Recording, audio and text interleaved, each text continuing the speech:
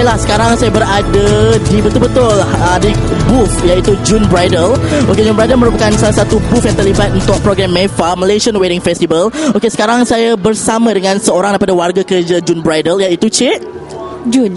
Cik Jun. Okey, Cik Jun ni merupakan owner Okey, Cik Jun. Okey, boleh tak berikan kita sedikit kata pengalu-aluan, kata-kata aluan untuk June Bridal, apa yang June Bridal tawarkan? Ya. Okey, saya daripada June Bridal. Saya menawarkan pakej-pakej terbaru untuk 2012 untuk bakal-bakal pengantin untuk tahun 2012 dan tahun-tahun yang lain lah. Saya kat sini kita menawarkan pakej iaitu baju lelaki dan perempuan. Kita buat khusus baru untuk sesiapa yang mengambil pakej kita untuk hari ini dan esok. Okey, maknanya khas untuk hari-hari pameran ni. Okey, jadi boleh bagi tahu tak apakah kata yang istimewanya June Bridal ni daripada butik-butik lain? Okey, istimewanya June Bridal dengan butik-butik lain, kita menyediakan pakej-pakej dewan, itu kita bagi pelamin-pelamin eksklusif, and then kita buat baju baru untuk bakal-bakal pengantin, khusus untuk bakal-bakal pengantin yang ambil pakej dengan kita buat baju baru di hari persandingan diorang tanpa bayaran untuk cas baju baru. Okey, maknanya harga tersebut adalah harga seperti yang dah siap.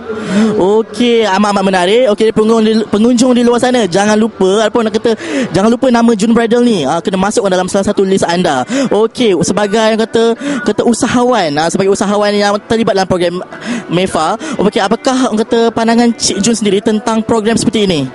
Program seperti ini sangat baiklah untuk semua exhibitor dengan harga tapak yang berpatutan lah dia bagi. And then saya tengok hari ini pun ramai pengunjung yang datang. So Alhamdulillah, dan terima kasih kepada MIFA sebab mengadakan promosi-promosi untuk tarikan ke SACC Convention Center hari ini. Jadi terima kasih diucapkan kepada Cik Jun. Dan kata apakah yang specialnya lagi tentang ni? Mereka mesti datang. Sekarang kita pun ada untuk album fotografi, geografi sama kita ada. So siapa yang berminat kita akan bagi pakej-pakej menarik lah. Dan kita pun ada jual kasut iaitu untuk bakal-bakal pengantin untuk melangsungkan hari perkahwinan. Kita ada saiz-saiz kasut yang sesuai untuk diorang dan desain-desain yang baru lah. Okey, itu dia daripada June Bridal. Terima kasih kepada Cik Jun. Okey, jadi tuan-puan sekalian, apa lagi yang anda fikirkan? Ini merupakan salah satu tempat untuk anda kunjungi. Kalau anda ingin melayan lebih lanjut, anda boleh buka ke website lah, itu June Bridal. Okey, di sini kita akan roll apa aktiviti yang dijalankan di June Bridal. Okey, kamera.